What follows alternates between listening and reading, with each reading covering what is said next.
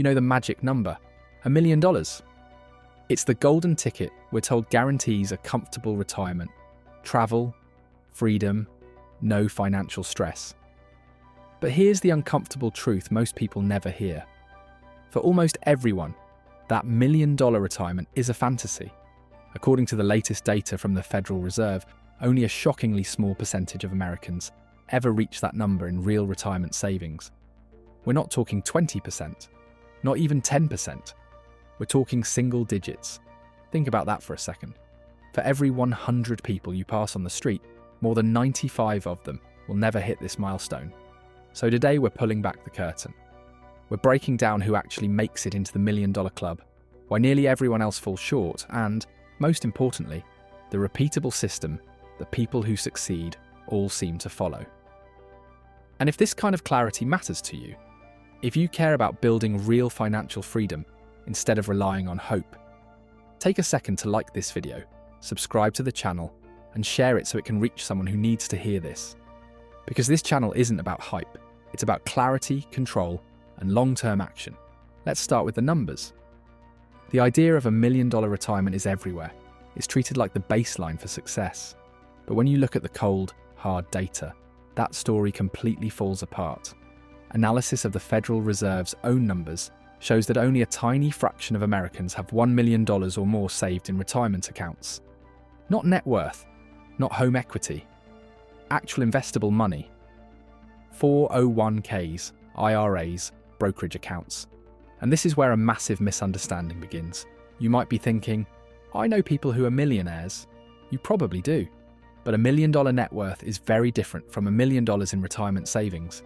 Net worth includes your house, your car, your stuff, minus your debts.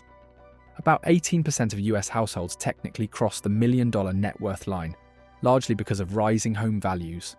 But you can't sell your kitchen to pay for groceries. You can't withdraw 4% of your living room every year to fund retirement.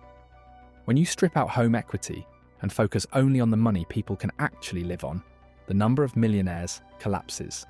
And that brings us to the second trap: average versus median.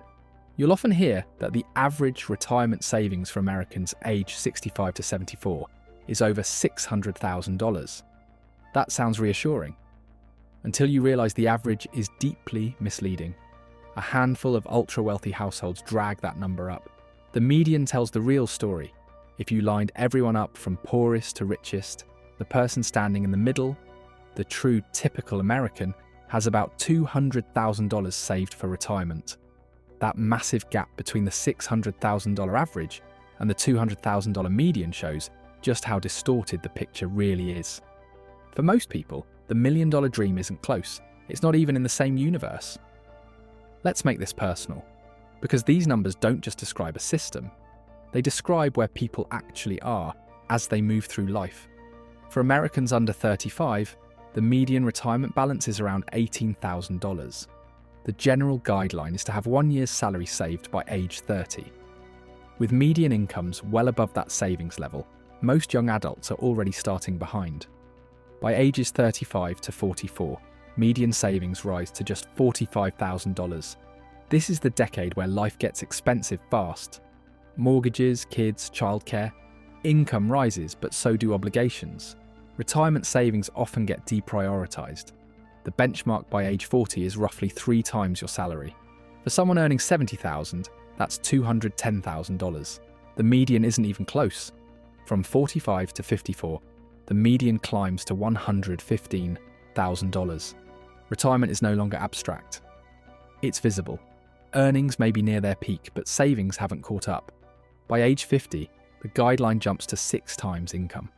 Most people are nowhere near that trajectory. And then there's the most sobering group, ages 55 to 64. The median retirement savings here is about $185,000. Using the standard 4% rule, that produces roughly $7,400 a year. About $600 a month. That's not a retirement plan. That's a financial emergency waiting to happen. This is the moment where many people realize, too late, that time was the most valuable asset they had, and it's the one thing they can't buy back. So why does this gap exist? First, the participation problem. You can't build wealth in a system you're not part of. Roughly 46% of American households have no retirement account at all. Zero. If you have any money in a 401k or an IRA, you're already ahead of nearly half the country. Second, income pressure. Saving is much easier when income is high. Upper-income households average hundreds of thousands in retirement savings. Middle-income households average a fraction of that. When every dollar is spoken for, long-term planning feels impossible. Third, undersaving. The recommended target is about 15% of pre-tax income, including employer match. But many people stop at the match, or never increase contributions as income rises. And finally, the psychological gap. People know the number is big. Surveys show Americans believe they need around $1.2 million to retire comfortably. But when the goal feels overwhelming, many shut down. Fear turns into avoidance. Avoidance turns into years of lost compounding. Doing nothing doesn't feel risky in the moment. But long term, it's the most expensive decision of all. Here's something the data makes painfully clear. Most people don't fail because of math. They fail because of behaviour. Markets go up, markets go down. That's normal.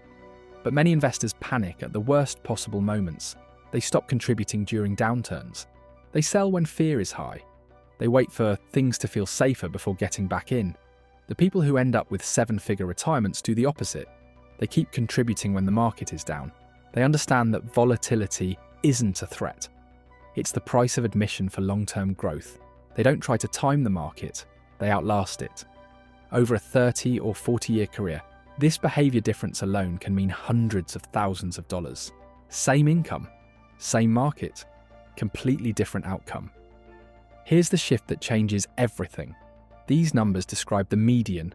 They do not define your future. The people who make it follow a system. Here's a quick reality check with simple math. If your household earns $80,000 and you invest 15% a year, that's $12,000 including the match. You're not doing great. You're just running the numbers that work. At a 7% long-term return, that pace can put you in the seven-figure range by traditional retirement age. But if you only invest 5% because money is tight, the math doesn't just slow down, it changes the destination. That's why systems beat motivation. Even a 1% increase in your contribution rate can change your outcome. If you get a raise, capture it before lifestyle inflation does. Present you won't miss it, but future you will thank you for the rest of your life. Step 1. Start as early as possible. And if you haven't, start now. Time is the multiplier. A 25-year-old saving $300 a month can realistically reach $1 million by retirement. Wait 10 years, and the monthly requirement more than doubles. Starting late isn't failure, but it does demand urgency. Step 2. Automate your savings. Contributions should happen before money hits your checking account. Aim for 15% of income, including employer match. That match is free money, the highest guaranteed return you'll ever get. Step 3. Use benchmarks as feedback, not judgment. 1 times salary by 30, 3 times by 40, 6 by 50, 10 by retirement age. These aren't pass-fail tests, they're directional signs. Step 4. Understand what $1 million actually buys. At a 4% withdrawal rate, $1 million produces about $40,000 a year. Add Social Security. And here's the reality. Social Security alone was never designed to fully fund retirement. It replaces only about 40% of pre-retirement income for the average worker. That gap has to be filled by your own assets. Step 5. Use the catch-up cheat codes. After age 50, contribution limits increase for a reason. These are your highest earning years. If you can, this is the time to push hard. Additional context matters here because retirement outcomes are shaped by dozens of quiet decisions that never feel dramatic in the moment. The decade you delay investing, the year you skip increasing contributions, the market downturn where fear convinces you to pause. None of these moments feel like failure while they're happening, but over time, they stack. Wealth is rarely lost all at once. It's slowly leaked away through inaction, hesitation, and the belief that there will always be more time later. That's why consistent systems matter. The people who win don't feel smarter. They simply remove emotion from the process and let time do the work. That patience compounds into freedom. This difference is invisible early, but overwhelming later in life. Small habits decide big outcomes. Time magnifies every choice, especially financial ones. Choose wisely now. So here's the real question. Are you going to be part of the 95% who hope things work out? Or part of the small group who build a plan? If this video helped put things into perspective, hit the like button so this reaches more people, subscribe for more no-nonsense breakdowns like this, and share it with someone you care about. Because retirement reality hits harder when it's ignored. And drop a comment below telling me the one step you're taking this week. Action creates momentum. The idea of $1 million retirement has been sold as normal. The data proves it's anything but. Most people won't get there. Not because they're lazy or incapable, but because they never built a system strong enough to carry them across decades of life, markets, and distractions. But this is not destiny. The path to becoming a retirement millionaire isn't secret. It's not flashy. It's not fast. It's built on consistency, automation, and time. On paying your future self first. On staying invested when others panic. On choosing progress over perfection. You don't need to be extraordinary. You just need to be intentional longer than most people are willing to be. This is Mindcraft, where ideas become action, and action becomes your future.